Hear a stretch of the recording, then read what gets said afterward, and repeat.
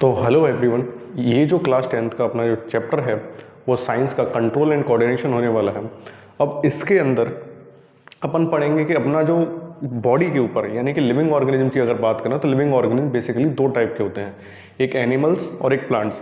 इनकी जो बॉडी होती है वो बहुत सारी सेल्स से मिलके सेल्स टिश्यू बनाते हैं, टिश्यू ऑर्गन्स बनाते हैं अगर एनिमल्स की बात करें, और ऑर्गन्स मिलके ऑर्गन सिस्टम बनाते हैं और उनसे एक ऑर्गेनिज्म का फॉर्मेशन होता है। तो इनकी बॉडी में बहुत सारी सेल्स होती हैं और बहुत सारे फंक्शंस यानी कि काम इन्हें करने होते हैं। तो इसी के लिए इनकी बॉडी में एक सिस्टम मिलता है जिसे कंट्रोल एंड कोऑर्डिनेशन कहते हैं। अब कंट्रोल और कोऑर्डिनेशन का जो मतलब है वो बेसिकली ये होता है कि जिस भी काम के लिए कहा जा रहा है उसको ऑर्डर देना है, और ऑर्डर देने के बाद जो भी ऑर्गन उसे काम करेगा वो उसे कोऑर्डिनेटली काम करे। लाइक मैं एक एग्जांपल देता हूं कि लाइक मेरे ब्रेन ने मेरे हाथ को ऑर्डर दिया कि पंच बनाओ। अब पंच में से क्या हो कि कोई भी एक फिंगर मेरी इन पांचों फिंगर्स में से एक फिंगर मना कर दे। अगर मैं इस पंच को किसी में दे दूंगा तो फिर क्या होगा, ये वाली फिंगर टूट जाएगी। तो इसीलिए इनका कोऑर्डिनेटली काम करना जरूरी है और ब्रेन के ऑर्डर का इस ऑर्गन का मानना भी जरूरी है। इसीलिए लिविंग ऑर्गेनिज्म की बॉडी में चाहे वो प्लांट्स हो चाहे वो एनिमल हो, एक सिस्टम मिलता है जिसे कंट्रोल और कोऑर्डिनेशन कहते हैं। तो कंट्रोल और कोऑर्डिनेशन चैप्टर को अपन इस वीडियो के अंदर डिटेल से देखेंगे और एक ही वीडियो होगी जिसके अंदर ये पूरा चैप्टर खत्म होगा। तो और कंट्रोल और कोऑर्डिनेशन की अपन बात करें तो organism move response various kind of stimulus like light, heat और न्यूट्रिशन फूड। स्टिमुलस का मतलब ये होता है कि किसी भी तरीके के मैसेज जो एनवायरनमेंट से अपन को अपनी 5 सेंसरी ऑर्गन्स होते हैं, आईज, ईयर, नोज, टंग और स्किन, ये जो होते हैं ये एनवायरनमेंट से जितने भी मैसेज मिल रहे होते हैं यानी कि जितने भी स्टिमुलस जो मिल रहे होते हैं जिनको अपन रिसीव करते हैं और अपनी बॉडी उनके अगेंस्ट परफॉर्म करती है, रिस्पॉन्स करती है। All activities of animal controlled and coordinated by nervous system and endocrine system. अभी अपन देखेंगे कि अपन ने कंट्रोल और कोऑर्डिनेशन को कितने पार्ट्स में डिवाइड कर रखा है, उसका पूरा फ्लो चार्ट है। अब ये जो फ्लो चार्ट है इसके अंदर कंट्रोल और कोऑर्डिनेशन को अपन देखें तो अगर अपन एनिमल्स की बात करें, एनिमल्स में नर्वस सिस्टम और केमिकल कंट्रोल एंड कोऑर्डिनेशन दोनों ही मिलते हैं। लेकिन अगर प्लांट्स की बात की जाए तो प्लांट्स में केवल केमिकल कंट्रोल एंड कोऑर्डिनेशन ही होता है, नर्वस सिस्टम नहीं होता है। अब नर्वस सिस्टम की बात करें तो नर्वस सिस्टम को अपन ने दो पार्ट में डिवाइड कर रखा है। सेंट्रल नर्वस सिस्टम, इसे शॉर्ट में बोलेंगे CNS, और पेरिफेरल नर्वस सिस्टम यानी कि इसे शॉर्ट में बोलेंगे PNS। सेंट्रल नर्वस सिस्टम का मतलब ये है कि ये मेनली डोमिनेट करेगा अपनी बॉडी को कंट्रोल और कोऑर्डिनेट करने में। अब इसको अपन ने दो पार्ट में डिवाइड कर रखा है, एक है ब्रेन और दूसरा है स्पाइनल कॉर्ड। ब्रेन के भी अपन ने 3 पार्ट कर रखे हैं, हाइंड ब्रेन जो कि सबसे बड़ा ब्रेन होता है, मिड ब्रेन जो सबसे छोटा ब्रेन है, और फोर ब्रेन जो सेकंड बिगेस्ट होता है। अब और एक होती है स्पाइन यानी कि ब्रेन से जितनी भी नर्व्स निकली होती है, अपन नर्व्स के बारे में ये पढ़ेंगे कि न्यूरॉन्स कितने कैसे होते हैं, क्या परफॉर्म करते हैं। तो वो न्यूरॉन जो निकले होते हैं वो स्पाइनल कॉर्ड का फॉर्म करते हैं जो ब्रेन से निकलेंगे। पेरिफेरल नर्वस सिस्टम, इन दोनों के अलावा जो बॉडी में इन सारे इंपल्सेस को यानी कि स्टिमुलस को लाने ले जाने का काम या फिर रिसीविंग का काम जो करेगा वो पेरिफेरल नर्वस सिस्टम करेगा। अब पेरिफेरल नर्वस सिस्टम को अपन ने दो पार्ट में डिवाइड कर रखा है, ऑटोनॉमस नर्वस सिस्टम जिसे ANS बोलेंगे, सोमैटिक नर्वस सिस्टम यानी कि SNS बोलेंगे। ऑटोनॉमस नर्वस सिस्टम को अपन ने दो पार्ट में डिवाइड किया है, सोमैटिक और पैरासिम्पैथेटिक, वो सिंपैथेटिक और पैरासिम्पैथेटिक। सोमैटिक को अपन ने क्रेनियल नर्व्स और स्पाइनल नर्व। क्रेनियल नर्व्स जो होती हैं वो मेनली ब्रेन से निकलती है, डायरेक्ट ब्रेन से निकल के ही जहां तक उन्हें जाना होता है वो डायरेक्ट जाती हैं, और ये जो स्पाइनल नर्व्स है वो मेनली स्पाइन से निकलती हैं। क्रेनियल नर्व्स की जो संख्या होती है वो 12 होती है और स्पाइनल नर्व्स की जो काउंटिंग होती है वो 31 अप्रॉक्स 31 के आसपास होती है, ठीक है। और अपन देखेंगे केमिकल कंट्रोल एंड कोऑर्डिनेशन ये एनिमल्स में भी मिलता है, प्लांट्स में भी मिलता है। एनिमल्स में जो मिलेगा उसके लिए उसके पास ग्लैंड्स होती हैं। ग्लैंड्स बेसिकली 3 टाइप की होती हैं, लेकिन इसके अंदर जो अपन पढ़ेंगे वो केवल एंडोक्राइन ग्लैंड्स पढ़ेंगे। अब अगर ग्लैंड्स के अंदर भी मैं थोड़ा सा डिफरेंशिएट करूं कि ये तीनों ग्लैंड्स कितने कितने टाइप की हैं, मतलब कौन कौन सी ग्लैंड कौन कौन से नाम से अपन को मिलेगी। तो एंडोक्राइन ग्लैंड्स मेजरली अपन उनको कहेंगे जो हार्मोन्स प्रोड्यूस करती हैं। Exocrine glands mainly enzyme produce करती हैं, और मिक्स ग्लैंड जो होती हैं वो दोनों ही चीजें प्रोड्यूस करती हैं, एंजाइम और हार्मोन। अब न्यूरॉन की बात करें, अगर अपन नर्वस सिस्टम देखें तो नर्वस सिस्टम के अंदर जो सेल मेनली काम करती है वो होता है न्यूरॉन। अपना जो पूरा नर्वस सिस्टम है जिस सेल से मिलकर बना हुआ है वो होता है न्यूरॉन, और न्यूरॉन ही अपनी बॉडी का लॉन्गेस्ट सेल भी होता है। अब न्यूरॉन के बारे में देखें, neuron is nerve cell and basic structure और functional unit of nervous system. It helps to receive processing and transmit message nervous impulse through our body, यानी कि अपनी बॉडी से जितने भी स्टिमुलस अपन को रिसीव होते हैं या अपने ब्रेन के थ्रू किसी भी बॉडी पार्ट में भेजे जाते हैं वो न्यूरॉन के थ्रू ही भेजे जाते हैं। न्यूरॉन के फंक्शन क्या है? Carry message between brain, spinal cord और body parts, control thinking, movement, reflex action, help in sensation, pain, heat, touch. मैंने बोला था कि अपने बॉडी के अंदर 5 सेंसरी ऑर्गन्स हैं, आईज विजुअलाइजेशन के लिए, ईयर लिसनिंग के लिए, और टंग टेस्ट के लिए, स्किन टच और सेंसेशंस के लिए, और नोज ऑर्डर या स्मेल के लिए। अब जो न्यूरॉन होते हैं वो बेसिकली 3 टाइप के हैं। एक है sensory neuron, carry impulse from senses organs to brain, यानी कि ये किसी भी ऑर्गन से, लाइक मैंने किसी भी चीज को टच किया, अब वो टच करने पे मेरे को गर्म महसूस हुई, अब ये इस हाथ से लेके ब्रेन तक जो मैसेज को ले जाएगा वो कौन होगा? वो सेंसरी न्यूरॉन होगा। मोटर न्यूरॉन किसे बोलते हैं? अब ब्रेन क्या करेगा? अब ब्रेन कुछ ऑर्डर देगा कि भाई अपना हाथ हटाओ वहां से, तो उस मैसेज को कौन लेके आएगा? तो वो न्यूरॉन का जो टाइप है वो है मोटर न्यूरॉन। और रिले न्यूरॉन ये इंटरनल न्यूरॉन्स होते हैं, यानी कि कनेक्टेड सेंसरी और मोटर न्यूरॉन, यानी कि इन दोनों के बीच में इनको कनेक्ट करके रखता है। मेनली है तो ये इंपल्सेस को लेके जाता है और ये ब्रेन से लेके आता है। अब न्यूरॉन की अगर बेसिक स्ट्रक्चर देखें तो कुछ इस तरीके की दिखाई देती है, जिसमें प्राइमरी जो स्टार्टिंग फ्रंट जो पार्ट होता है उसमें ये थ्रेड लाइक स्ट्रक्चर्स प्रेजेंट होती है जिन्हें डेंड्राइट्स बोलते हैं। डेंड्राइट्स ही होते हैं जिनसे इंपल्सेस को रिसीव किया जाता है, यानी कि यहां से इंपल्स एंटर करते हैं इसके अंदर और फिर देन जाएंगे वो किसमें? सेल बॉडी, या जिसे साइटोन बोलते हैं। साइटोन के बाद एक लंबा फाइबर लाइक स्ट्रक्चर होती है जिसे अपन एक्सॉन कहते हैं, ये अगले न्यूरॉन तक, यानी कि इस न्यूरॉन के पीछे भी अगला न्यूरॉन कनेक्ट होगा, उसके पीछे भी अगला न्यूरॉन कनेक्ट होगा, वायर्स की तरह। तो ये क्या होता है? एक लॉन्ग वायर लाइक स्ट्रक्चर होती है जो एक न्यूरॉन को दूसरे न्यूरॉन तक कनेक्ट करवाती है, एक्सॉन। एक्सॉन के ऊपर एक कोटिंग होती है जिसे बोलते हैं माइलिन शीथ। अब माइलिन शीथ कोटिंग होने का रीजन क्या होता है? जैसे वायर्स के ऊपर, इलेक्ट्रिकल वायर्स के ऊपर प्लास्टिक की कोटिंग होती है जिससे इलेक्ट्रिक करंट उनसे ड्रेन ना हो पाए, कहीं पर भी फैल ना पाए, ऐसे ही अपने ब्रेन में भी क्या होता है? अपना नर्वस सिस्टम भी बेसिकली इलेक्ट्रिकल इंपल्स पे ही काम करता है, तो वो ड्रेन ना हो पाए और उसके अंदर स्पीड जो है बहुत अच्छी मिले, क्योंकि ड्रेन हो जाएंगे तो स्पीड डाउन हो जाएगी। तो इसीलिए उनके ऊपर एक कोटिंग मिलती है या फिर एक लेयर मिलती है जिसे माइलिन शीथ बोलते हैं। और ये जो सेल्स से बनती है उन्हें स्वान सेल्स कहते हैं, और इसके बीच में जो खाली जगह है उसे नोड्स ऑफ रेनवियर कहते हैं। ये टर्मिनल पार्ट है न्यूरॉन का जो कि अगले न्यूरॉन से कनेक्टेड होता है। तो डेंड्राइट्स शॉर्ट ब्रांच एक्सटेंशंस होते हैं जो मैसेज को रिसीव करते हैं। साइटोन ये क्या होता है? इसके अंदर न्यूक्लियस प्रेजेंट है और control all activities of neuron. Axon की अगर तो लॉन्ग फाइबर लाइक स्ट्रक्चर होती है, carry nerve impulse away from cell body. Myelin sheath fatty covering होती है एक्सॉन के ऊपर और increase the speed of nervous impulse. Axon terminal एक से दूसरे एक्सॉन को कनेक्ट करने के काम में आएगा। अब ये एक न्यूरॉन की स्ट्रक्चर है और ये एनसीईआरटी की मैंने फोटो लिया है, पिक्चर ली हुई है। इसमें क्या होता है? न्यूरॉन मसल से भी जुड़ा होता है, यानी कि न्यूरॉन्स यहाँ तक आएंगे और फिर मेरे हाथ के जो मसल्स हैं इनसे जुड़ा होगा।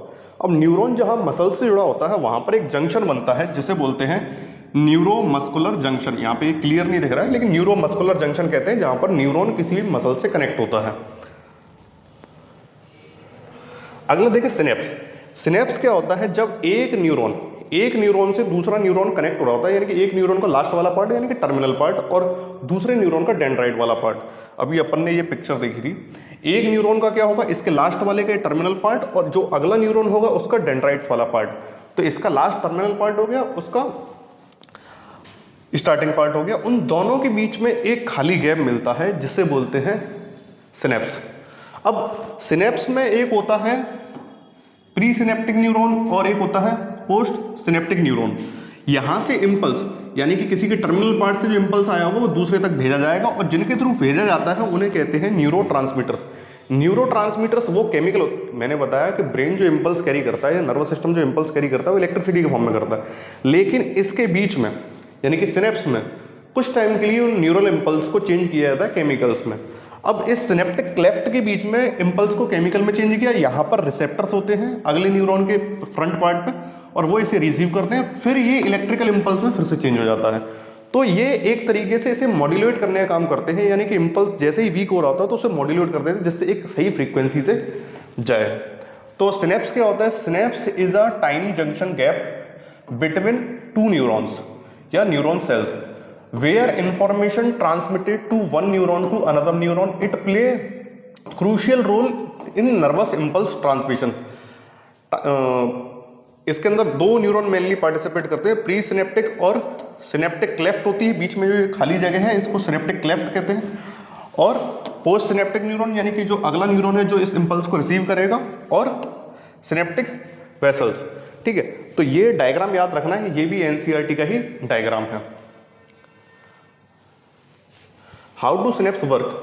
सिनेप्स वर्क कैसे करता है? तो सिनेप्स वर्क बेसिकली क्या करता है कि एक न्यूरॉन से इलेक्ट्रिकल इंपल्स आ रहे हैं, अब उन इलेक्ट्रिकल इंपल्स को लास्ट वाले पार्ट में यानी टर्मिनल पार्ट में किसमें केमिकल्स में चेंज किया जाएगा। इन केमिकल्स को क्या कहते हैं? न्यूरोट्रांसमीटर। अब न्यूरोट्रांसमीटर सिनेप्टिक क्लेफ्ट में आएंगे, सिनेप्टिक क्लेफ्ट में आते ही दूसरा न्यूरॉन का जो फ्रंट पार्ट जो होगा यानी डेंड्राइट वाला पार्ट जो होगा वो इसे रिसीव करेगा, उस पर रिसीवर्स प्रेजेंट होंगे और वो फिर उन केमिकल्स को रिसीव करके उसे किसमें चेंज कर देगा? इलेक्ट्रिकल इंपल्स में चेंज कर देगा। तो इस तरीके से कुछ न्यूरॉन फंक्शन करता है। अब इसके अंदर कुछ न्यूरोट्रांसमीटर्स होते हैं, क्लास 10 में बेसिकली दे तो नहीं रखे लेकिन मैं एक बार को बता दूं, एसिटाइलकोलिन, डोपामिन, सेरोटोनिन और गाबा, ये सभी इंपल्स को इनहिबिट करता है यानी कि सप्रेस कर देगा। ठीक है, डोपामिन प्लेयर के लिए यानी कि जब भी अपन को अच्छा लगता है, मूड रेगुलेशन के लिए सेरोटोनिन होता है, मस्कुलर मूवमेंट के लिए एसिटाइलकोलिन होता है।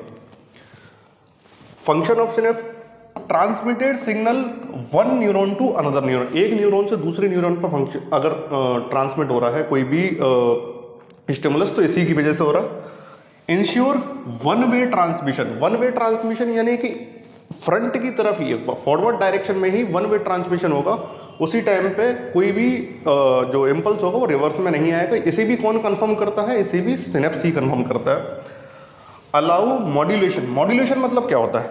लाइक मैं एक एग्जांपल देता हूं कि मैंने एक बॉल को ऊपर की तरफ फेंका, अब वो बॉल क्या होगी? धीरे धीरे धीरे धीरे करके जाके वहां पर डाउन होके गिर जाएगी, लेकिन मेरे को अगर ज्यादा दूर तक पहुंचाना है तो यहां पर मैं एक और पर्सन को खड़ा कर दूंगा, वो क्या करेगा? इसको फिर से दूर के लिए फेंक देगा। फिर मैंने यहां पर भी एक और पर्सन खड़ा कर रखा है, इससे क्या होगा कि बॉल की जो फ्रीक्वेंसी होगी या फिर उसे जहां तक पहुंचाना होगा पहुंच जाएगा। जैसे अपनी जो इलेक्ट्रिसिटी के लिए डीपी लगी होती है, हर एक सोसाइटी में डीपी लगी होती है जो लाइट की फ्रीक्वेंसी होती है या वोल्टेज वगैरह जो होता है उसे मेंटेन करके रखती है, ऐसे ही उसको मेंटेन करने का काम कौन करता है? सिनेप्स करता है। अब सेंट्रल नर्वस सिस्टम की बात करें, central nervous system, first nervous system का जो मेजर पार्ट है वो सेंट्रल नर्वस सिस्टम ही है। अब उसके अंदर कौन कौन आता है? ब्रेन और स्पाइनल कॉर्ड। ब्रेन और ब्रेन से निकलने वाली नर्व्स मिलके क्या बनाती है? Spinal cord. और नर्व्स यानी कि ये क्या फॉर्म करेंगे? पीएनएस, पेरिफेरल नर्वस सिस्टम, यानी कि स्पाइनल कॉर्ड और ब्रेन से ये जो निकल रही हैं ये क्या करेंगे? पेरिफेरल नर्वस सिस्टम का फॉर्मेशन करेंगे। ये किसका फॉर्मेशन करेंगे? सेंट्रल नर्वस सिस्टम का। अब अपन ने ब्रेन को तीन पार्ट में डिवाइड कर रखा है। फोर ब्रेन ये सबसे बड़ा पार्ट है, अप्रोक्स 70% के आसपास यही पार्ट है ब्रेन का। फिर मिड ब्रेन आता है और हाइंड ब्रेन सबसे लास्ट में, ये करीब करीब 20% और ये 10% के आसपास होता है। अब अपन ने फोर ब्रेन को भी तीन पार्ट में डिवाइड कर रखा है, सेरेब्रम, थैलेमस और हाइपोथैलेमस। वो सेरेब्रम, थैलेमस, हाइपोथैलेमस, और जो हाइंड ब्रेन है उसके भी तीन पार्ट कर रखे हैं, सेरेब्लम, पॉन्स और मेडुला। यहां पर इनके नामों में कंफ्यूज मत होना, ये सेरेब्लम है, ये सेरेब्रम है।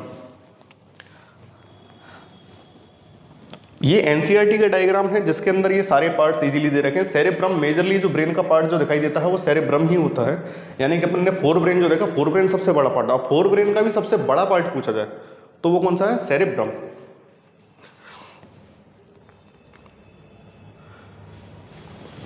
सेरेब्रम पहला पार्ट, सबसे लार्जेस्ट पार्ट है एंटायर ब्रेन का, divided into two hemisphere. Hemisphere यानी कि एक स्फीयर को अपन दो पार्ट में डिवाइड कर देते हैं तो उनको क्या बोलते हैं? हेमिस्फेयर। एक लेफ्ट हेमिस्फेयर, एक राइट हेमिस्फेयर। हाईली फोल्ड्स होते हैं, increase the surface area and fit more neurons. बेटा कहीं पर भी अपनी बॉडी के अंदर फोल्ड्स ज्यादा हो तो समझ जाना वहां पर सरफेस एरिया को इंक्रीज किया जा रहा है। ऐसे ही ब्रेन के अंदर भी मल्टीपल फोल्ड्स मिलते हैं क्योंकि उसके सरफेस एरिया को अपन को इंक्रीज करना होता है। Each hemisphere control opposite side of body, यानी कि ये मेरे दो हेमिस्फीयर होंगे, एक इधर वाला और एक इधर वाला। राइट वाला मेरे लेफ्ट वाले बॉडी के पार्ट को कंट्रोल कर रहा होगा, लेफ्ट वाला मेरे राइट वाले बॉडी के पार्ट को कंट्रोल कर रहा होगा, hemisphere. Function of cerebrum, voluntary function. Voluntary functions का मतलब क्या होता है? अपनी बॉडी में बेसिकली दो तीन तरीके के फंक्शन होते हैं, वॉलेंट्री, इनवॉलेंट्री और रिफ्लेक्स। वॉलेंट्री मतलब जिन पर अपन कंट्रोल कर सकते हैं, इनवॉलेंट्री यानी जिन पर अपन कंट्रोल नहीं कर सकते। रिफ्लेक्स एक्शन वो होते हैं जो सडन सर्टेन होते हैं। तो वॉलेंट्री एक्शंस लाइक लिम्स यानी कि अपने हाथ पैर जो होते हैं, राइटिंग, टॉकिंग, वॉकिंग, ये सारे किसके अंदर आते हैं? वॉलेंट्री एक्शन यही कंट्रोल करेगा। Sensory interception, touch, vision, hearing, smell, taste, मैंने 5 सेंसरी ऑर्गन जो बोला वो सब यही कंट्रोल करता है। और इंटेलेक्चुअल चीजें यानी कि थिंकिंग, इमोशन और मेमोरी और लैंग्वेज, इन सबको भी कौन कंट्रोल करता है? सेरेब्रम ही करता है।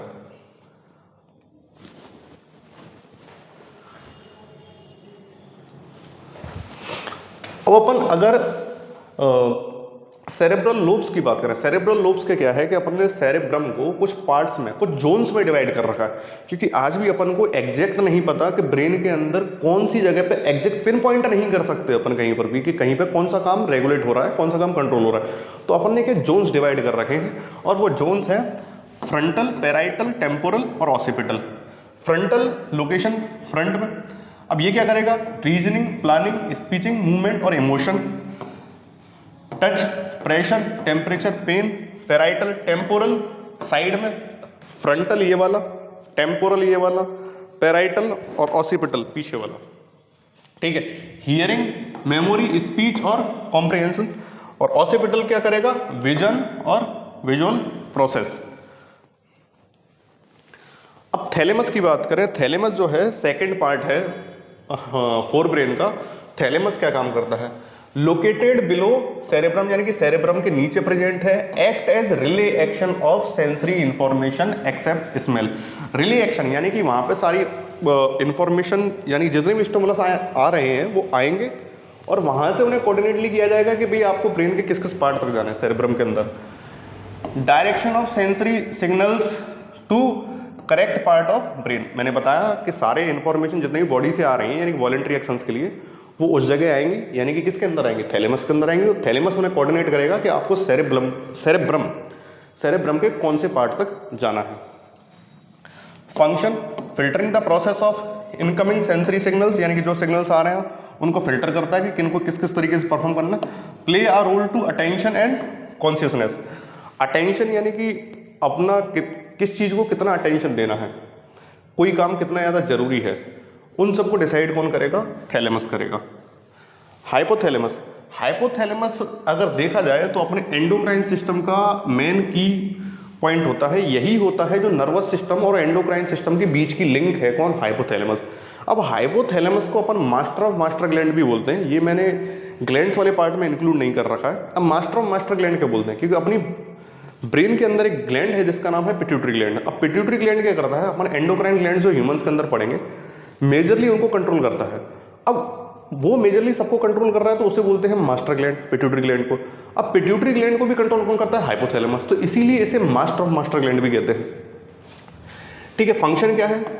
Control hunger, thrust, body temperature यानी कि भूख, प्यास और बॉडी का टेम्परेचर यही मैनेज करेगा।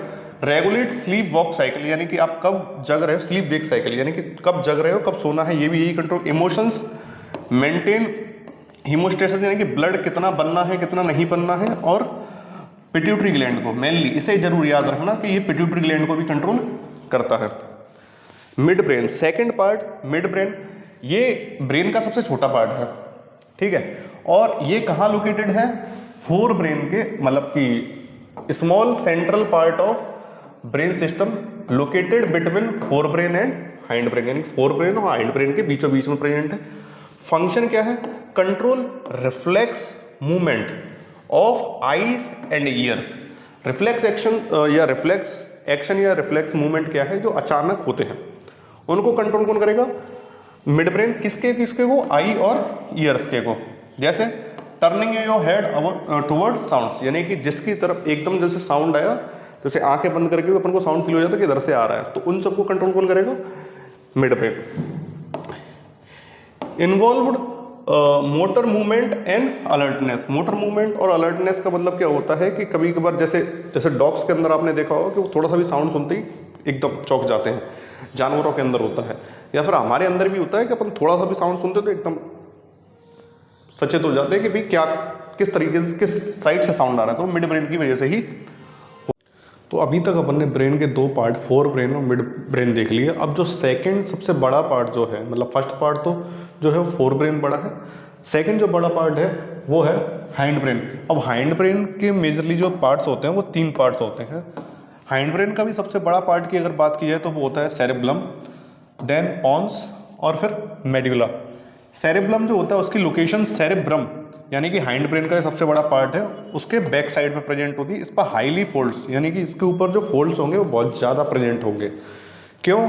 क्योंकि इस पर सरफेस एरिया इंक्रीज करने के लिए अपन फोल्ड्स अपनी बॉडी के अंदर ज़्यादा होते हैं, ऐसे ब्रेन के अंदर ही फोल्ड ज़्यादा हैं सरफेस एरिया को इंक्रीज करने के लिए। अब ये काम क्या क्या करता है, अपनी बॉडी का पॉस्चर और बैलेंस, यानी कि जैसे अपनी बॉडी का पॉस्चर यानी कि अपन चलते कैसे हैं, साइकिलिंग चलाना, बैलेंसिंग, पेंसिल को सही से पकड़ना, ये सारी बैलेंसिंग से रिलेटेड अपनी बॉडी के अंदर जितने भी काम हैं वो कौन देखेगा? सेरेब्रम देखेगा। कोऑर्डिनेशन मसल्स मूवमेंट यानी कि अपनी मसल्स जो होती हैं वो एक साथ कोऑर्डिनेटली मूव करें, और smooth execution of voluntary muscles. जैसे कई लोग क्या है जिटर करते हैं बोलने में या फिर चलने में उनको दिक्कत आती है, चलने में वो गिर जाते हैं सही से, जैसे बच्चा बचपन में सही से चल नहीं पाता, तो उसमें से एक रीजन सेरेब्रम का भी होता है कि वो सही से डेवलप नहीं होता, इस वजह से उसकी बॉडी बैलेंसिंग सही नहीं होती। धीरे धीरे अपन साइकिल चलाना भी सीखते हैं तो अपनी बॉडी बैलेंसिंग जो क्रिएट होती है वो सेरेब्रम की हेल्प से ही होती है। पॉन्स की बात करें तो pons lies above medulla and in front of cerebrum. इसका काम क्या है? ये एक ब्रिज की तरह काम करता है अपने ब्रेन और स्पाइन के बीच में। अपना ब्रेन है और स्पाइनल कॉर्ड है, उसके बीच में ब्रिज का काम करता है, यानी कि दोनों को कनेक्ट करने का काम करता है। कौन? पॉन्स। हेल्प करता है किसमें? फेशियल एक्सप्रेशन और आई के movements. Facial expression, sad, happy, ये सारे एक्सप्रेशन जो होते हैं फेस के वो सब कंट्रोल कौन करेगा? पॉन्स करेगा। और ब्रीथ रेगुलेशन यानी कि आपकी ब्रीथ रेट जो है, यानी कि सांसें कब ज़्यादा है कब कम है, ब्रीथिंग स्लो होना फास्ट होना, ये सब कंट्रोल कौन करेगा? पॉन्स। मेडुला ऑब्लांगेटा की बात करें तो मेडुला ऑब्लांगेटा लोअर पार्ट के अंदर आता है। Brain connected to spinal cord. Function क्या क्या है? Breathing, heart rate, blood pressure, swelling और स्नीजिंग, वॉमिटिंग, ये सारे काम कौन कंट्रोल करेगा? मेडुला ऑब्लांगेटा करेगा। तो यहाँ पर अपने ब्रेन के मेजरली पार्ट्स खत्म हुए। अब ब्रेन के जो डिफरेंट पार्ट्स हैं वो क्या क्या काम करते हैं अपन ने पहले देख लिए, लेकिन इस जगह समराइज करके लिखे हुए हैं।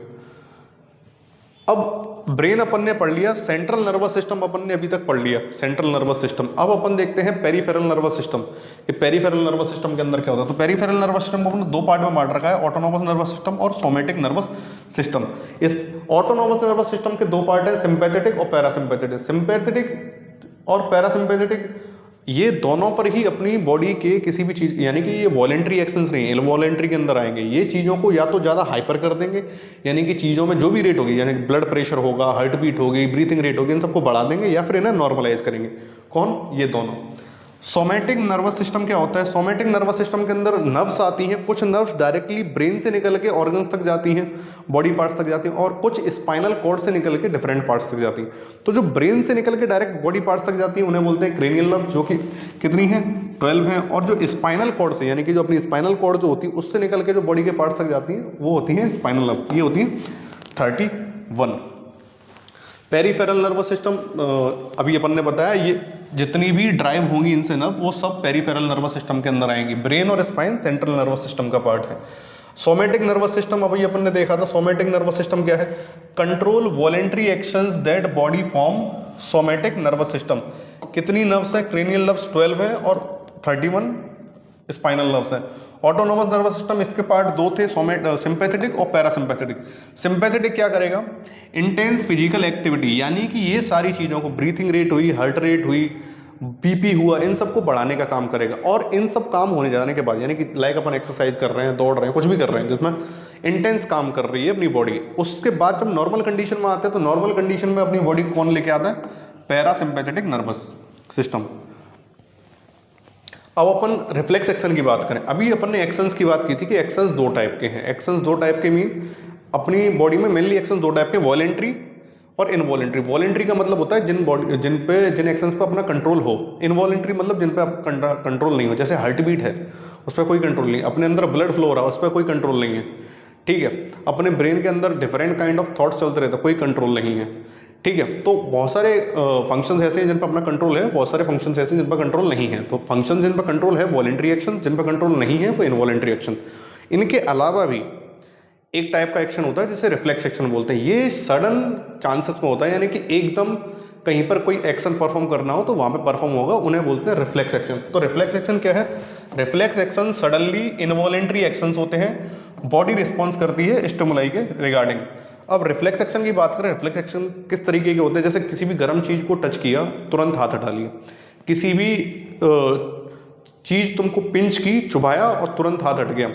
अपन ने कोई भी चीज आते हुए अपनी तरफ देखी, अपन ने जंप लगा दी। अब इनमें क्या है? इनमें अपन ने अपने सेंट्रल नर्वस सिस्टम के पास जाके अपने ब्रेन से कोऑर्डिनेट नहीं किया, इसका कोऑर्डिनेशन डायरेक्ट स्पाइनल कॉर्ड से होता है। यानी कि रिफ्लेक्स एक्शन को जो लीड करता है वो अपना स्पाइनल कॉर्ड करती है, यानी कि उससे रिलेटेड जो ऑर्डर्स देगा, यानी कि उन्हें परफॉर्म जो करवाएगा वो स्पाइनल कॉर्ड है। अब एक इजी सा एग्जांपल लेके समझते हैं, जैसे गर्म पानी से वेपर निकल रही है। अब मैंने अभी अपन ने स्टार्टिंग में देखा था कि न्यूरॉन्स दो टाइप के होते हैं, सेंसरी और मोटर। सेंसरी वो न्यूरॉन्स होते हैं जो इंपल्स को ले जाते हैं, मोटर वो न्यूरॉन है जो इंपल्स को लेके आते हैं। तो सेंसरी न्यूरॉन यहाँ से मसल से इस मैसेज को ले जाएगा कि कोई भी चीज़ गर्म टच की है, और ये किस तक जाएगा? स्पाइनल कॉर्ड तक जाएगा। स्पाइनल कॉर्ड में रिले न्यूरॉन इन दोनों के बीच में कनेक्ट करने वाला न्यूरॉन होता था। फिर यहाँ से इस चीज़ को कोऑर्डिनेट करके ऑर्डर दिया जाएगा कि मसल्स को कि भाई इस हाथ को यहाँ से हटाओ, लेके कौन आएगा? Motor neuron. तो इस तरीके से एक रिफ्लेक्स एक्शन परफॉर्म किया जाता है। और रिफ्लेक्स एक्शन के टाइम पे स्टिमुलस ने जिस रास्ते पे ट्रेवल किया है, भाई सेंसरी न्यूरॉन में गया, फिर स्पाइनल कॉर्ड में गया, रिले न्यूरॉन के पास आया, फिर मोटर न्यूरॉन, फिर मसल्स, इस पूरे पाथवे को अपन बोलते हैं reflex arc. Arc means path, जिसपे स्टिमुलस ने रिफ्लेक्स एक्शन के टाइम पे ट्रेवल किया है। अब अपन अपने सेंट्रल नर्वस सिस्टम या ब्रेन के प्रोटेक्शंस की बात करें तो ब्रेन पे जो प्रोटेक्शन के लिए जो होता है अपना स्कल होता है, क्रीनियम स्कल होगा, और फिर क्या होता है? इसके पास बोन्स का बना हुआ डब्बा है, जैसे अपन स्कल या क्रीनियम कहते हैं। फिर क्या होता है? इसके ऊपर क्या होती है? मीनिंजेस होती हैं, जिसमें 3 लेयर्स होती हैं। कौन कौन सी? ड्यूरामेटर, अरेक्नोइड और पाइमेटर। ये 3 लेयर्स होती हैं, और इसके अंदर सेरेब्रो स्पाइनल फ्लूइड भरा होता है। अब ये तीनों लेयर इस ब्रेन को प्रोटेक्ट करती है। ऊपर अपना स्कल है, जिससे कोई भी चीज़ अगर बाहर से अगर ब्रेन को हिट करती है तो उससे प्रोटेक्ट किया जा सके ब्रेन को। तो ये इसके प्रोटेक्टिव पार्ट्स हैं। अब अपन देखें कंट्रोल एंड कोऑर्डिनेशन प्लांट्स के अंदर। तो कंट्रोल एंड कोऑर्डिनेशन प्लांट्स के अंदर मेनली जो 2 टाइप से अपन देख सकते हैं, एक है ट्रॉपिक मूवमेंट और एक है नेस्टिक मूवमेंट। यानी कि प्लांट में जो मूवमेंट शो करेगा वो मेनली 2 तरीके के मूवमेंट ही शो करेगा। ट्रॉपिक मूवमेंट डायरेक्शनल होती है, यानी कि किसी ना किसी एक फिक्स डायरेक्शन में होगी, और ये कैसी होती है? ये नॉन डायरेक्शनल होती है, यानी कि इनकी कोई डायरेक्शन फिक्स नहीं है। तो सबसे पहले अपन उन मूवमेंट्स को देखते हैं जो डायरेक्शन पर डिपेंड हैं।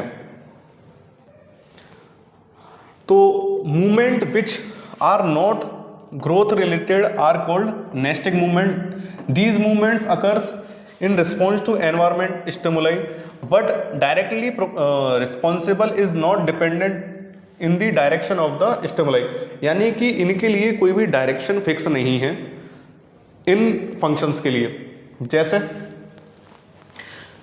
ये कुछ एग्जाम्पल दे सकें, phototropism, geotropism, chemotropism, hydrotropism, thigmotropism. ठीक है, growth related movement that plant या ट्रॉपिक मूवमेंट्स की बात करें जो डायरेक्शनल होते हैं। डायरेक्शनल मूवमेंट अपने पास कितने टाइप के हैं? 5 टाइप्स के हैं। और ये जो नॉन डायरेक्शनल थे उसमें क्या होता है?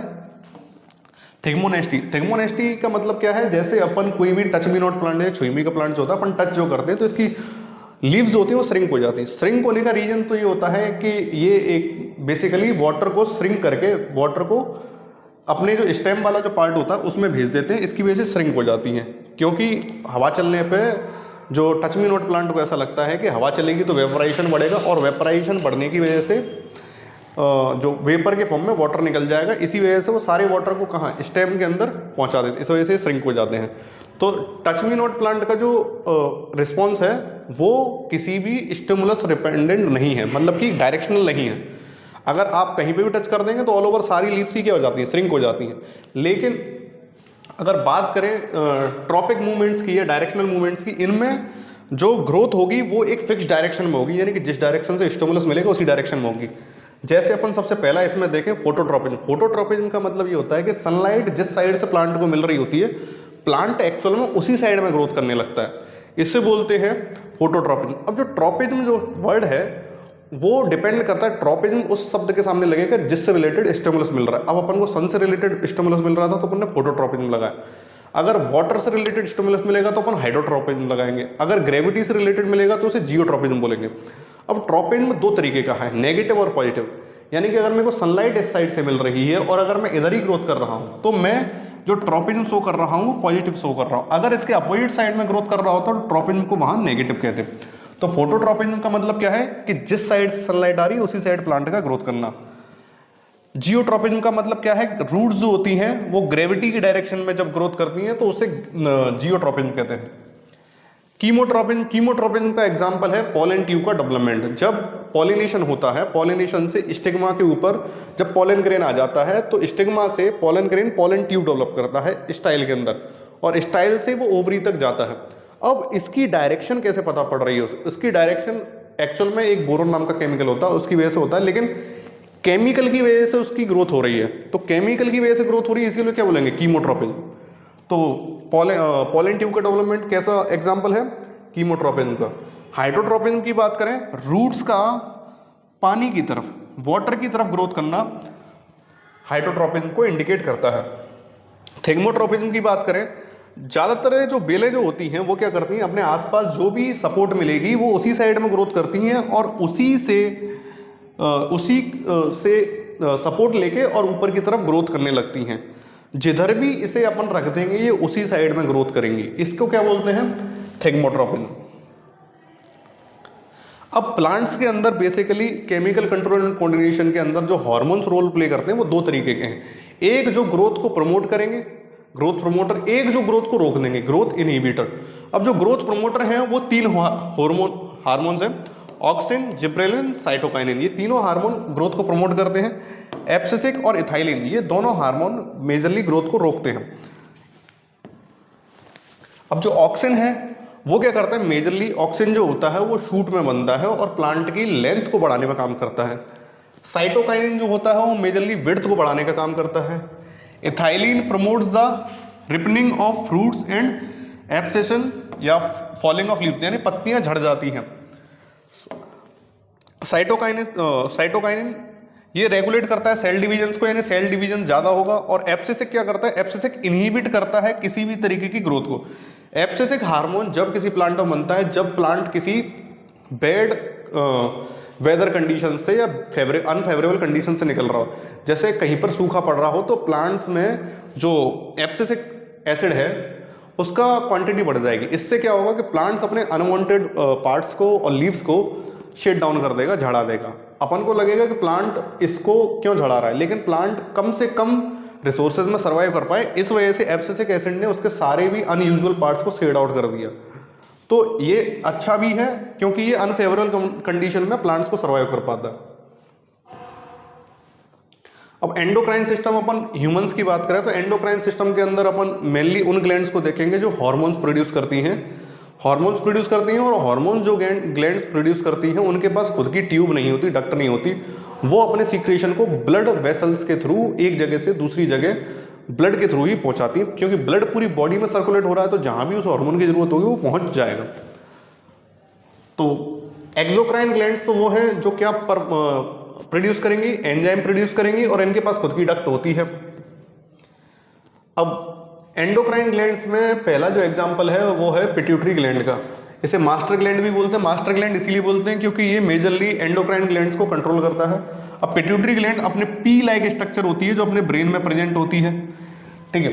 और ये हाइपोथैलेमस के जस्ट नीचे है, हाइपोथैलेमस ऊपर है, इसीलिए हाइपोथैलेमस को मास्टर ग्लैंड बोला जाता है और पिट्यूटरी ग्लैंड को मास्टर ग्लैंड बोला जाता है क्योंकि ये मेजरली एंडोक्राइन ग्लैंड्स को कंट्रोल करती है। अब हाइपोथैलेमस जो है बहुत सारे हार्मोन सिक्रीट करती है। मेजरली जो हार्मोन है वो याद रखने के लिए वो है ग्रोथ हार्मोन। ग्रोथ हार्मोन अपनी लेंथ को इंक्रीज करवाता है, अपनी बॉडी की ग्रोथ को करवाता है। बाकी ये हार्मोन जो है जैसे THS, थायराइड स्टिमुलेट हार्मोन, ये सिक्रीट होगा जब थायराइड काम करेगी। ACTH, एडेनोकॉर्टिकोट्रोपिक हार्मोन, जो एड्रिनल ग्लैंड है वो भी इसके स्टिमुलस पर काम करेगी। फॉलिकल स्टिमुलेटिंग हार्मोन, ये ओवरीज पर काम करता है। LH, luteinizing hormone, prolactin, ADH, anti diuretic hormone, oxytocin, ये सारे जब तक पिट्यूटरी ग्लैंड से सिक्रीट नहीं होंगे जब तक इनसे रिलेटेड ग्लैंड्स काम नहीं करेंगी। थायराइड ग्लैंड की जो लोकेशन होती है वो अपने गले में होती है, गर्दन वाले रीजन में प्रेजेंट है, और बटरफ्लाई शेप की होती है, चिपकी हुई होती है। तो इस तरीके से गर्दन के ऊपर अटैच्ड है। अब थायराइड ग्लैंड जो हार्मोन सिक्रीट करती है वो मेनली थायरोक्सिन है। थायरोक्सिन जो काम करता है वो अपनी बॉडी के अंदर मेटाबॉलिज्म को कंट्रोल करता है। मेटाबॉलिज्म का मतलब कि अपने अंदर जो फ्यूल है, अपना ग्लूकोज या जो भी है, फैट, प्रोटीन जो भी है, उसको बर्न करके कितनी एनर्जी प्रोड्यूस करनी है, कितनी एनर्जी प्रोड्यूस नहीं करनी है, इसको कंट्रोल कौन करेगा? थायराइड कंट्रोल करेगा। तो थायराइड कहाँ प्रेजेंट है? अपने गर्दन वाले रीजन में प्रेजेंट है, बटरफ्लाई शेप का है, थायरोक्सिन हार्मोन बनाता है, काम करता है अपने मेटाबॉलिज्म को कंट्रोल करने का। पेनक्रियास, पेनक्रियास अपने स्टोमक के जस्ट नीचे होती है। पेनक्रियास एक मिक्स्ड ग्लैंड का एग्जांपल है, यानी कि ये हार्मोन्स भी बनाती है, एंजाइम भी बनाती है, लेकिन अपन यहाँ पे देखेंगे हार्मोन्स के बारे में। अब पेनक्रियास बेसिकली 3 हार्मोन्स बनाती है, ग्लूकागॉन, इंसुलिन और सोमेटोस्टेरोन। ग्लूकागॉन और इंसुलिन की वजह से क्या होता है? ब्लड के अंदर जो ग्लूकोज प्रेजेंट है, ग्लूकोज जो प्रेजेंट है, या तो उसकी क्वांटिटी को बढ़ाना है या फिर उसकी क्वांटिटी को डिक्रीज करना है। अब क्या होता है, जब अपन खाना खाते हैं तो अपन उसको डाइजेस्ट करके ग्लूकोज प्रोड्यूस करते हैं, तो अपने ब्लड में उस टाइम पे ग्लूकोज बढ़ जाता है, तो उस ग्लूकोज को सेल्स में स्टोर कर देते हैं, क्योंकि उसका यूज नहीं है ग्लाइकोजन के फॉर्म में। तो उस टाइम पे काम करता है, उस टाइम पे काम कौन करेगा? इंसुलिन और ग्लूकागॉन। ये दोनों क्या करेंगे? या तो ब्लड से ग्लूकोज को सेल्स में पहुंचवा देंगे या फिर सेल से ग्लूकोज को ब्लड में ले आएंगे। इंसुलिन क्या कर, ये insufficient amount of insulin pancreas lead diabetes, और इंसुलिन की वजह से क्या होती है? डायबिटीज होती है। एक्चुअल में क्या होता है कि इंसुलिन जब अपने ब्लड में कम होने लगता है, पेनक्रियास कम बनाने लगती है या फिर होता ही नहीं है, तो उस केस में क्या होता है कि अपने ब्लड में जो ग्लूकोज का अमाउंट होता है उसको कंट्रोल करने वाला कोई नहीं है, क्योंकि ग्लूकागॉन जो होता है इंसुलिन के लेवल को ब्लड में बढ़ाएगा और इंसुलिन सेल्स में द्वारा उसको पहुंचवा देता है। अब सेल्स में जाने का कोई बोलेगा ही नहीं, क्योंकि इंसुलिन है नहीं या फिर इंसुलिन पर काम नहीं हो रहा, तो इसी वजह से ब्लड ग्लूकोज लेवल क्या हो जाता है? बढ़ जाता है, और इसी को अपन क्या कहते हैं? डायबिटीज कहते हैं। इसी रिगार्डिंग अपन को इंसुलिन बाहर से लेना पड़ता है। तो इंसुलिन क्या करता है? इंसुलिन पेनक्रियास में बीटा सेल्स के द्वारा बनता है, लीवर, मसल्स, बॉडी सेल्स में क्या करवाता है? ग्लूकोज को स्टोर करवा देता है ग्लाइकोजन के फॉर्म में, यानी कि ब्लड ग्लूकोज लेवल को कम करेगा। ग्लाइकोजन अल्फा सेल्स के द्वारा बनता है, ये क्या करेगा? ये कन्वर्ट कर देगा स्टोर्ड ग्लाइकोजन को किसमें? ग्लूकोज में, ब्लड ग्लूकोज लेवल को बढ़ाएगा। और सोमेटोस्टेरोन इन दोनों को रेगुलेट करती है, डाइजेशन से रिलेटेड चीज़ों को भी रेगुलेट करती है। एड्रेनलिन, एड्रेनलिन ग्लैंड जो प्रेजेंट होती है वो किडनीज के ऊपर होती है, कैप लाइक स्ट्रक्चर होती है। एड्रेनलिन ग्लैंड को 3F ग्लैंड भी कहते हैं अपन। 3F ग्लैंड इसलिए कहते हैं क्योंकि ये फाइट, फ्लाइट और फियर के कंडीशन में एक्टिवेट होती हैं। एड्रेनलिन और नॉर एड्रेनलिन 2 तरीके के हॉर्मोन्स प्रोड्यूस करती है, ठीक है। एड्रेनलिन ये जो इसके 2 पार्ट होते हैं, बाहर वाले पार्ट को अपन कॉर्टेक्स बोलते हैं और अंदर वाले पार्ट को अपन मेडुला बोलते हैं। तो मेडुला वाला पार्ट जो है वो एड्रेनलिन और नॉर एड्रेनलिन प्रोड्यूस करेगा, और कॉर्टेक्स वाला रीजन जो है वो hormones for metabolism, water balance और सेक्सुअल फंक्शंस को कंट्रोल करेगा। अब अपने फूड में आयोडीन क्यों होना चाहिए? क्योंकि आयोडीन की वजह से ही थायरोक्सिन का एक मेजर कंपोनेंट होता है आयोडीन। अब आयोडीन अगर नहीं होगा तो थायरोक्सिन हार्मोन थायराइड द्वारा सही से नहीं बनेगा और वो मेटाबॉलिज्म सही से परफॉर्म नहीं कर पाएगी, तो उससे रिलेटेड फिर हमें डेफिशिएंसीज देखने को मिलेंगी, यानी कि बीमारियां देखने को मिलेंगी। अब ग्रोथ डेवलपमेंट कम होगा, मेटाबॉलिज्म स्लो हो जाएगा, बॉडी टेम्परेचर रेगुलेशन में दिक्कत आएगी, proper function of heart, muscles और डाइजेशन ये सब भी कंट्रोल उसी के थ्रू होते हैं। आयोडीन डेफिशिएंसी डिसऑर्डर कौन से? गोइटर, अपने गले में स्वेलिंग हो जाएगी, गले की जो मसल्स होती है उनका इनलार्जमेंट हो जाता है। क्रिटिनिज्म, हाइट वाइट, ये सारी चीज़ें कम रह जाती हैं। Mental improvement, even mild deficiency can lower intelligence और cognitive ability. Growth related, growth retarded, miscarriage, miscarriage मतलब बच्चे का डिलीवरी टाइम से पहले ही या फिर इमेच्योर बेबी को ही डिलीवर कर देना, मिसकैरेज। इसीलिए बेटा आयोडीन युक्त, आयोडीन से भरपूर अपन को क्या चाहिए होता है? सॉल्ट चाहिए होता है, जिससे अपन की आयोडीन की डेफिशिएंसी बॉडी के अंदर पूरी हो सके। अब जो एड्रेनलिन ग्लैंड है वो एड्रेनलिन हार्मोन बनाएगी। ये करेगा क्या? हार्ट, लंग्स और muscles increase the heart rate, breathing rate और prepare body for fight, flight और फियर। इसीलिए इसे 3F ग्लैंड बोला था। नॉर एड्रेनलिन इन सबको नॉर्मल कंडीशन पे लेके आएगा। कॉर्टिसोल, मेनली ये 2 हार्मोन हैं जो आपको 10th में याद रखने हैं, बाकी इन हार्मोन्स को आप लोग याद कर सकते हो। गोनेड्स, गोनेड्स ह्यूमंस के अंदर 2 तरीके के गोनेड्स हैं, एक मेल के अंदर प्रेजेंट होंगे, एक फीमेल के अंदर। मेल के अंदर टेस्टिस और फीमेल के अंदर ओवरीज। अब जो मेल के अंदर जो हार्मोन प्रोड्यूस होगा वो टेस्टोस्टेरोन, और फीमेल के अंदर जो हार्मोन प्रोड्यूस होगा वो एस्ट्रोजन और प्रोजेस्टेरोन प्रोड्यूस होगा, जो कि उनसे रिलेटेड सेकेंडरी सेक्सुअल कैरेक्टरिस्टिक और ओवुलेशन यानी कि एग मैच्योरेशन किस में, फीमेल्स में, और मेल्स में स्पर्म प्रोडक्शन, इन सब के लिए जिम्मेदार होते हैं। तो गोनेड्स टेस्टिस बनाती है टेस्टोस्टेरोन मेल रिप्रोडक्टिव ऑर्गन के अंदर, और ओवरीज बनाएंगी एस्ट्रोजन, और ओवरीज प्रोजेस्टेरोन का भी फॉर्मेशन करेंगी। अब फीडबैक मैकेनिज्म क्या होता है? कभी कभार क्वेश्चन आता है कि किसी भी हार्मोन के ज़्यादा हो जाने पे या कम हो जाने पे कौन उसे कंट्रोल करता है? तो उसके लिए अपनी बॉडी में फीडबैक मैकेनिज्म होता है। फीडबैक मैकेनिज्म क्या बताता है कि कोई हार्मोन ज़्यादा हो गया है तो उसके रिगार्डिंग नेगेटिव फीडबैक दे देगा, और अगर किसी हार्मोन को कम हो गया, उसको ज़्यादा करना है, तो उसके रिगार्डिंग पॉजिटिव फीडबैक दे देगा। तो फीडबैक मैकेनिज्म क्या करके रखता है? हार्मोन्स को बैलेंस करके रखता है कि अपनी बॉडी में कितने काम करने चाहिए। एग्जाम्पल नेगेटिव फीडबैक मैकेनिज्म देखें, रिड्यूस द आउटपुट और एक्टिविटी बिकम टू हाई। अगर कोई एक्टिविटी या आउटपुट उसका हाई हो गया हार्मोन का, तो उसको नॉर्मल कंडीशन पे लेके आएगा। Negative, it helps to bring condition come back normal. Normal condition बनाने के लिए जरूरी है। अब जैसे यहाँ पे बात करें thyroid hormone regulating, pituitary gland TSH secrete करती है, thyroid stimulating hormone. TSH signal thyroid gland to release thyroxine. TSH किसको ट्रिगर करेगा? थायराइड से बोलेगा भाई थायरोक्सिन सिक्रीट करो। When enough of thyroxine is blood, it sended signal back to pituitary gland to stop TSH. फिर ये किसको message भेजेगा? नेगेटिव फीडबैक भेज देगा भाई पिट्यूटरी ग्लैंड को ब्रेन के अंदर कि टीएसएच को कम करो। टीएसएच कम होगा तो थायरोक्सिन भी कम हो जाएगा, ठीक है, और जिससे थायरोक्सिन का ओवर प्रोडक्शन रुक जाएगा। अब पॉजिटिव फीडबैक वैसे तो नॉर्मली नहीं होता, लेकिन एक आध केस में होता है। ये क्या करेगा? It increase the output of activity और hormone production, rare in human body. Situation क्या है? जब चाइल्ड बर्थ जो होती है, यानी कि लेबर पेन के टाइम पे, डिलीवरी के टाइम पे ऑक्सीटोसिन को इंक्रीज किया जाता है। ऑक्सीटोसिन को इंक्रीज करने का मतलब ये होता है कि वॉम के अंदर जो क्रैम्प्स जो हो रहे होते हैं, यानी कॉन्ट्रैक्शन जो हो रहे हैं, उन्हें बढ़ाया जाता है, जिससे लेबर पेन के थ्रू या चाइल्ड की बर्थ हो सके। उस टाइम पे पॉजिटिव फीडबैक यूज किया जाएगा। तो नेगेटिव फीडबैक क्या करता है? नॉर्मल कंडीशन में लेके आता है। पॉजिटिव फीडबैक क्या करेगा? उसे मतलब कि उसको हार्मोन प्रोडक्शन को या एक्टिविटी को इंक्रीज कर देगा। Blood sugar regulation. अब ब्लड शुगर को समझने के लिए सीधी सी बात यह है, या तो ब्लड का ग्लूकोज स्टोर होगा किसमें? सेल्स में, और या फिर जो यही ग्लूकोज किसमें जाएगा? ब्लड में। अब अगर ग्लूकोज को सेल्स के अंदर भेजना है तो उसके लिए जो काम आएगा,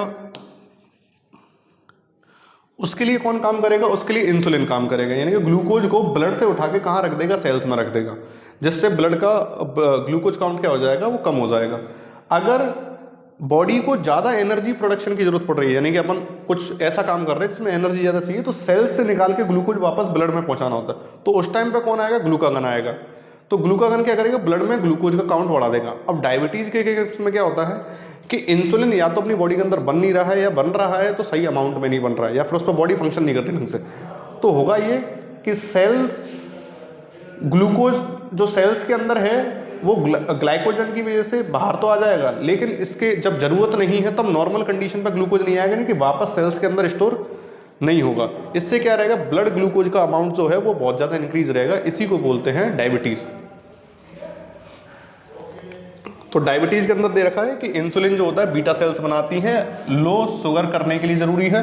ग्लाइकोजन जो होता है वो पैनक्रियास के अल्फा सेल्स बनाती हैं, ब्लड ग्लूकोज लेवल को बढ़ाएगा। यहाँ पे मैकेनिज्म दे रखा है जिसके अंदर पूरा नेगेटिव पॉजिटिव फीडबैक एक्सप्लेन किया गया है। ये पूरा डिफरेंशिएशन दे रखा है कि हाई ग्लूकोज लेवल होगा जब क्या होगा, लो ग्लूकोज लेवल होगा जब क्या होगा। आई होप सो आपको ये पूरा चैप्टर समझ में आया होगा।